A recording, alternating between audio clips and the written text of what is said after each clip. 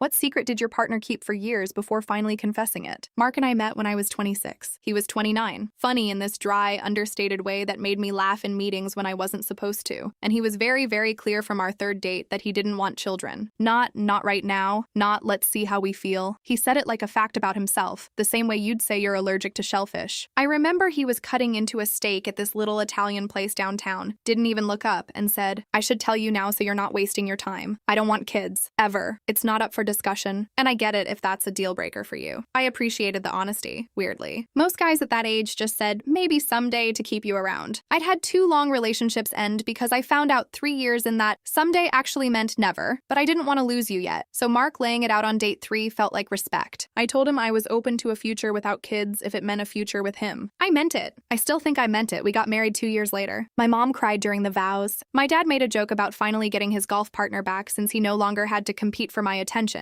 And Mark's parents flew in from Ohio and seemed thrilled, if a little quiet. I remember noticing that his mom hugged me a beat too long at the reception and said, "You're good for him," in this tone that felt like it was carrying more weight than the words themselves. I didn't think much of it at the time. You don't. When you're 28 and drunk on champagne and love, the first few years were good. Genuinely good. We built a life that fit the shape we'd agreed on. Spontaneous weekend trips. A condo instead of a house because we didn't need the extra bedrooms. 2 dogs instead of kids because Mark said dogs don't grow up and resent you.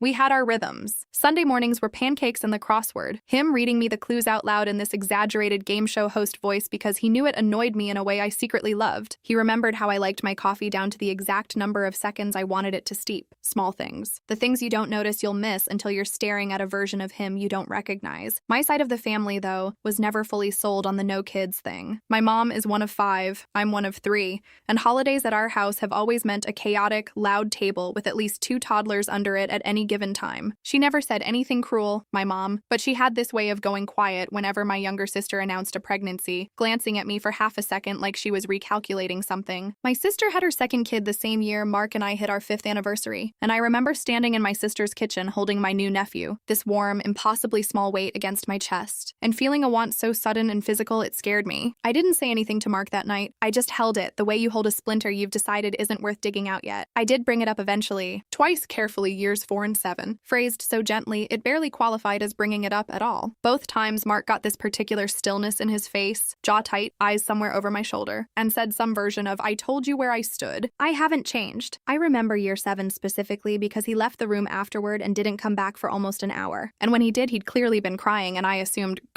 actually assumed that it was guilt over disappointing me. I comforted him. I told him it was okay, that I loved him more than I wanted a hypothetical kid, that he didn't have to feel bad for knowing himself. I was comforting him for the exact thing he was hiding from me. I think about that a lot now. Around year 6, I started noticing something. Nothing dramatic, just a pattern. Every year, in early October, he'd get quiet for about a week, distracted. He'd take a phone call outside on the balcony, door shut, and if I asked who it was, he'd say work in this clipped way that ended the conversation before it started. He started drinking a little more that week, too, which was unlike him. Mark was a 2 beers on a Friday guy, not someone who'd sit alone with a scotch at 9 p.m. on a Tuesday. I asked him once gently if everything was okay, and he looked at me like I'd caught him doing something, then softened and said work stress was getting to him. I let it go. You let things go when the rest of the marriage is solid. That's what I told myself anyway. It happened every October for 4 years before I stopped brushing past it and started actually paying attention. The year everything cracked open. It was our anniversary, October 14th, 10 years exactly, and I'd planned a whole thing. Dinner reservation at the place we got engaged,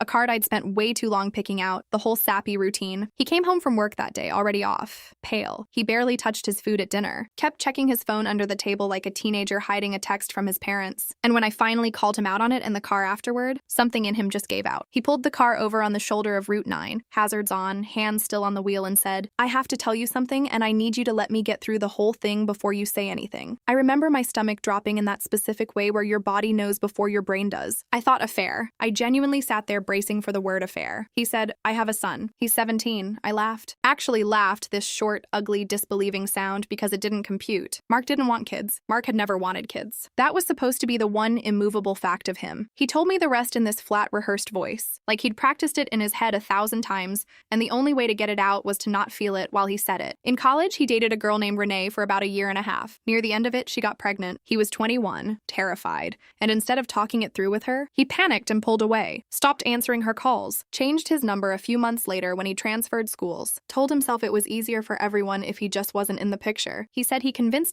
actively convinced himself, that a kid was better off without a father who didn't want to be there than with one who resented being trapped. He never met his son. Not once. But he'd known about him this whole time because Renee's sister, who apparently never forgave him and made sure he never forgot it, sent him a photo every October. The kid's birthday, that's what October was. Every year, an envelope, no return address, just a photo of a boy getting older, and sometimes a single line on the back. He asked about you again this year. He made varsity. He looks like you know. 10 years of photos. 10 years of him going quiet for a week, drinking alone on the balcony, staring at a child he'd chosen not to know, and then folding the photo back into a shoebox in his closet and coming back to me like nothing happened. I asked why now. Why tell me on our anniversary of all nights? He said the photo this year came with more than a line on the back. It came with a letter. From the kid himself, his name is Eli, who'd apparently used one of those DNA kits for a school genetics project and matched with a half-cousin on Renee's side, who let it slip who his biological father actually was. Eli had tracked Mark down through his employer's website. The letter wasn't angry, Mark said. That was somehow the part that broke him. Eli didn't call him a coward or demand money or say any of the things Mark had spent 17 years assuming a kid in that position would say. He just wrote that he wasn't looking for a dad. He had a good stepdad already, but he wanted to know one true thing about the man whose face was folded into his own. And could Mark answer 3 questions for him? That was it. 3 questions. I sat in that car for a long time, longer than I want to admit. Mark kept apologizing. This loop of, I'm so sorry. I should have told you before we got married. I should have told you the first October it happened. I'm so sorry. And all I could think about, which felt insane even as I was thinking it, was every conversation we'd had about kids over the years where I'd back down first. Every time I brought it up hesitantly around year 5, year 7, year 9,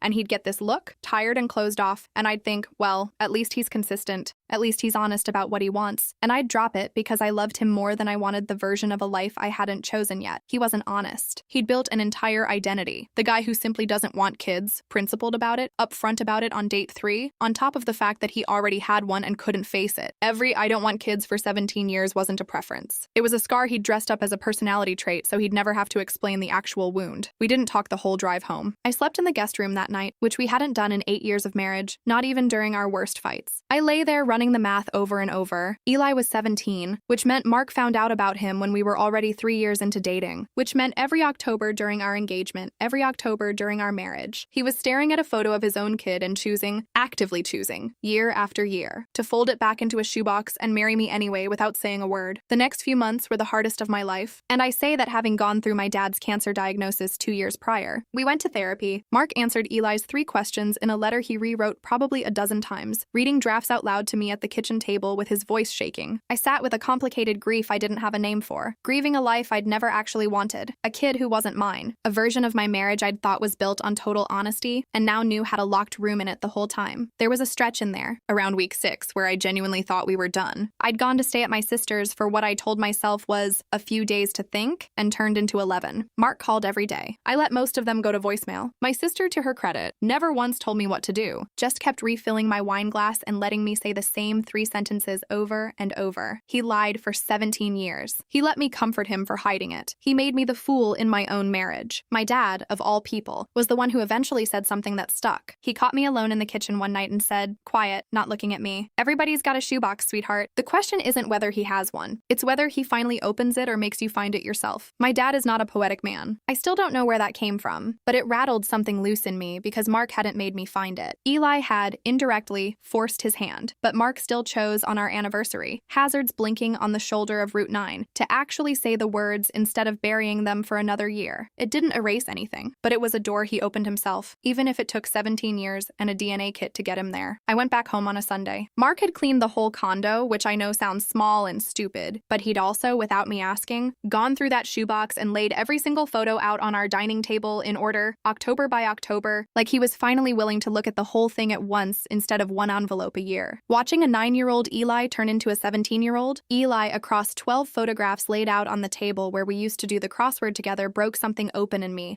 that I didn't fully understand until much later. I wasn't just angry at what he'd hidden. I was grieving that he'd spent a decade alone with it, punishing himself in silence every October instead of ever once letting either of us actually deal with it together. Here's the part I didn't see coming, though, and it's the part that still knocks the wind out of me when I think about it. About 4 months after that letter, Eli asked if he could meet Mark. Just Mark, at first. Mark asked if I'd come. I almost said no. I remember standing in our kitchen thinking, why should I be there for the reveal of a life he hid from me? Why do I owe this any of my energy? And then I thought about the line in that first letter. He has a good stepdad already. He's He's not looking for a dad. And something about a 17-year-old kid being that generous, that clear-eyed, when the adults around him hadn't managed it for 2 decades, made me want to see him. We met at a diner because Eli picked it and said neutral ground felt less weird. He looks like Mark, uncannily so. Same slight gap in his eyebrows, same way of tapping his fingers on the table when he's nervous. He ordered pancakes, and for one disorienting second, I thought of every Sunday morning I'd spent with Mark over pancakes and a crossword, and felt this strange, unwanted tenderness toward a kid I'd known for 4 minutes. He wasn't looking for an apology, and honestly, he didn't get much of one that actually landed. Mark stumbled through it, over-explained, cried in a way that felt more about his own guilt than about Eli. But Eli just listened, nodded, and at one point looked at me instead and asked, "Were you two ever going to have kids? Like, if I hadn't shown up?" And I told him the truth, which was no. We'd built our whole life around not doing that. And he said, "That's kind of a relief, honestly. I don't need a little brother stealing my thing." Deadpan. Exactly like his father. I laughed for real that time. The first real laugh in months, and Mark just stared at him like he was watching a ghost of his own younger self crack a joke at his expense. We still see Eli sometimes. Not constantly. He has a whole life, a stepdad he clearly loves, and I think part of him is still figuring out what Mark is even allowed to be to him. But he came to Thanksgiving last year, and he texts me directly sometimes now, more than he texts Mark honestly. Funny memes and updates about his college applications, and there's something almost unbearably tender about being the accidental soft landing spot for a kid whose biological father spent 17 years too scared to be one. Mark and I are still together. I won't pretend it's fully healed because it isn't, and I don't think a decade of a specific kind of dishonesty heals in a year of therapy sessions and one diner breakfast. There are nights I still lie awake doing that math again. 3 years of engagement, 7 years of marriage, 10 Octobers, 1 shoebox, and feel something curdle in my chest all over again. But there are other nights where I watch him text Eli back. Slower and clumsier than I text him, clearly terrified of saying the wrong thing, actually trying for the first time in his life instead of disappearing. And I think maybe that's what forgiveness actually looks like. Not forgetting the shoebox. Just watching someone finally put the photo on the wall instead of hiding it in the closet. I used to think the scariest thing a partner could hide was another person. Turns out it's simpler and worse than that. He wasn't hiding an affair. He was hiding a version of himself he was too ashamed to become, and he let me build a life on the version that was easier to live with. There's one more thing I haven't told many people, not even my sister. A few weeks after that first diner meeting, I found myself parked outside a craft store on a random Tuesday, buying a cheap frame, no real plan behind it. I went home, picked the photo from Eli's 17th birthday, the most recent one, the one that had started the whole unraveling, and put it in the frame. Then I set it on the bookshelf in our living room, right next to our wedding photo, without saying anything to Mark. He came home, saw it, and just stood there for a long time not talking. And then he went into the bedroom and I heard him crying. The real kind, not the performative kind from the diner. I think some part of him had been waiting 17 years for someone else to give him permission to stop hiding that kid. And it turned out the permission he needed wasn't from Eli, or from a lawyer, or even really from me. It was just seeing the photo out in the open, ordinary, allowed to exist in daylight instead of a shoebox in the dark. I won't pretend I've fully forgiven him, because I'm not sure fully is a real place people actually get to.